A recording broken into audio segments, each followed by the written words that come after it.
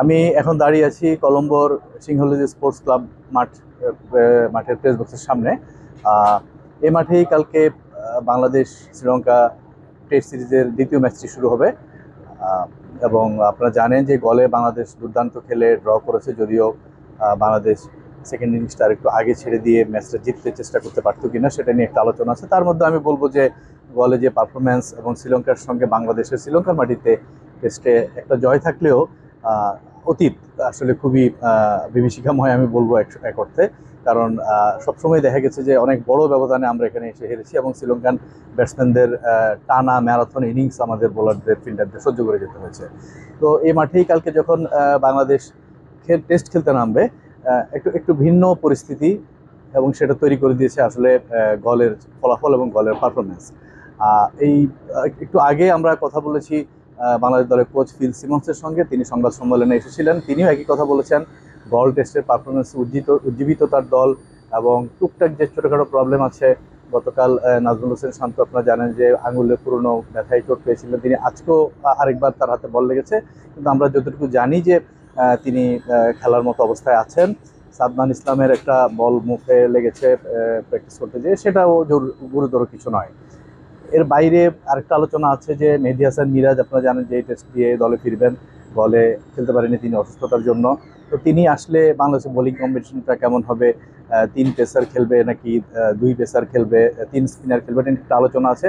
তো এখন পর্যন্ত যেটুকু খবর, এই মাঠের যে কন্ডিশন এবং ব্যাটিং কন্ডিশন আমি বলবো যে ব্যাটসম্যানদের জন্য ও সহায়ক বলের মতোই, সেই অর্থে সেই দিক দিয়ে ভেবে বাংলাদেশ হয়তো তিন স্পিনারে যেতে পারে, কারণ থার্ড ডে ফোর্থ ডেতে হয়তো বা উইকেটটা একটু স্পিনারদের জন্য ফ্রেন্ডলি হতে পারে।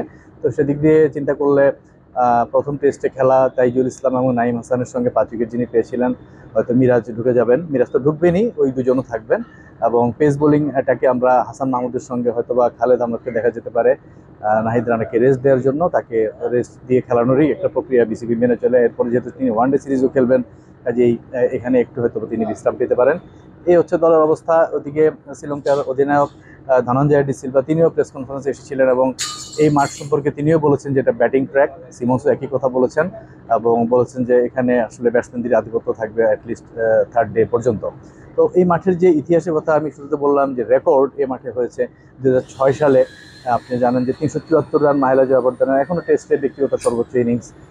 সেই টেস্টে কুমার সাঙ্গাকারার সঙ্গে তার থার্ড উইকেট জুটি 624 রানের, সেটিও এখন পর্যন্ত যে কোনো উইকেট জুটিতে টেস্ট ক্রিকেটের সর্বোচ্চ জুটি।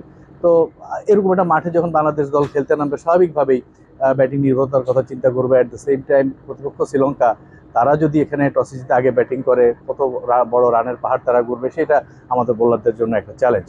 তো সব মিলিয়ে শ্রীলঙ্কার অতীত যদি আমরা আমরা দেখি, শ্রীলঙ্কার মাটিতে ওই একটি টেস্ট জয় ছাড়া 17তম টেস্ট, সেটি কলম্বোর আরেকটি মাঠে হয়েছিল।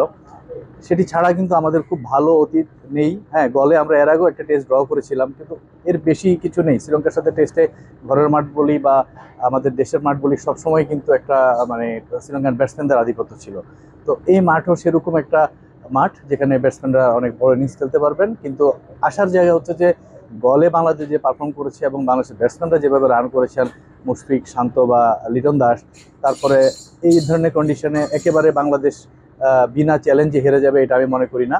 তারা ফাইট করবে এবং আজ প্রেস কনফারেন্সে কোচ ফিল সিমন্সও সে কথাই বলেছেন, গল টেস্টের মতো কলম্বো টেস্টেও বাংলাদেশ জয়ের জন্য খেলবে।